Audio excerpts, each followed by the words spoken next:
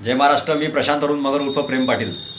ज्या प्रकारे सध्याच्या परिस्थितीत राजकारण सुरू आहे, राजकारणामध्ये एवढं गलिच्छपणा सुरू आहे की सत्ताधारी पक्षाने स्वतःचा स्वाभिमान कुठेतरी गहाण ठेवल्यासारखं इथं दिसून येत आहे. ज्या प्रकारे एखादा उमेदवार निवडणुकीला उभा राहतो व छत्रपती शिवाजी महाराजांचा अशा प्रकारे अपमान करतो, पण निवडणूक आयोग व त्यांच्या पक्षाचे जे पक्षश्रेष्ठी आहेत हे या गोष्टीवर दुर्लक्ष करायचं काम करतात. छत्रपती शिवाजी महाराज हे कुणाच्या घरचे ठेवलेले घरगडी नाही आहेत, हे सर्वात पहिले प्रत्येक सत्ताधाऱ्यांनी लक्षात घ्यावं. छत्रपती शिवाजी महाराजांचा अशा प्रकारे अपमान करणं, छत्रपती शिवाजी महाराज हे ज्यांनी जिरेटोप घातलेला आहे, त्या जिरेटोपाच्या वरती तुम्ही भारतीय जनता पक्षाच्या टोपी घालता, त्यांच्या गळामध्ये दुपट्टा टाकता. ते का तुमच्या पक्षाचे का आपलं कार्यकर्ते आहेत का?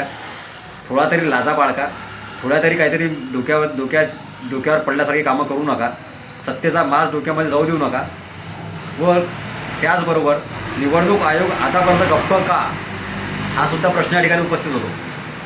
आतापर्यंत निवडणूक आयोगाने त्या उमेदवाराची उमेदवारी जी आहे ते सुद्धा आतापर्यंत बरखास्त केलेली नाही, महाराजांचा अपमान झाल्यावर सुद्धा, व यांच्या पक्षश्रेष्ठीकडून सुद्धा आतापर्यंत कोणती गोष्ट केली गेलेली नाही.